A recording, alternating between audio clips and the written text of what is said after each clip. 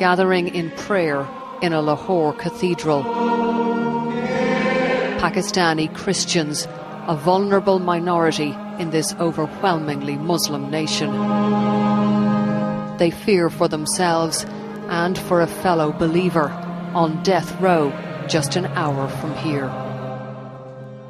This is Bibi, the first woman sentenced to hang under Pakistan's controversial blasphemy law. Death sentences haven't been carried out in the past, but she's now a marked woman. In the village, they tried to put a noose around my neck so they could kill me, she said in this brief appearance outside her jail cell. Her family too is at risk, forced into hiding, so we met them after dark. Her husband Ashik is exhausted from being on the run, from guarding the children at night, and from threatening phone calls. I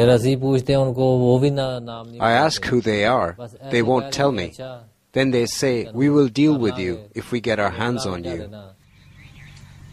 Asia's troubles stemmed from a row in the fields. She was working alongside local Muslim women. They claimed she insulted the Prophet Mohammed. She says she was falsely accused to settle an old score. Human rights groups say that's often the case with the blasphemy law.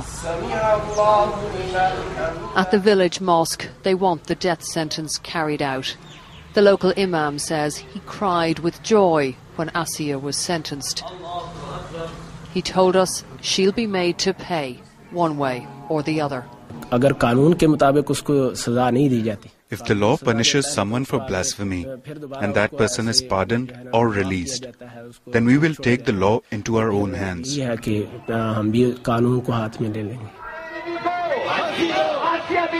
Already Islamic groups are out on the streets, promising anarchy if Asia is freed.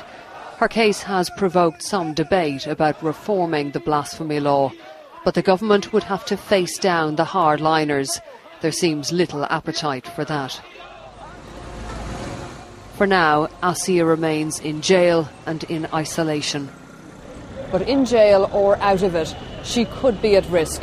Human rights workers say several people accused of blasphemy have been killed in prison and others have been shot dead in court premises. Just being charged with blasphemy can be a death sentence.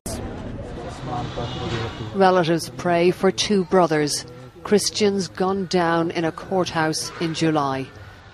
They visit the graves once a month, too frightened to come more often. Orla Gearan, BBC News, Punjab.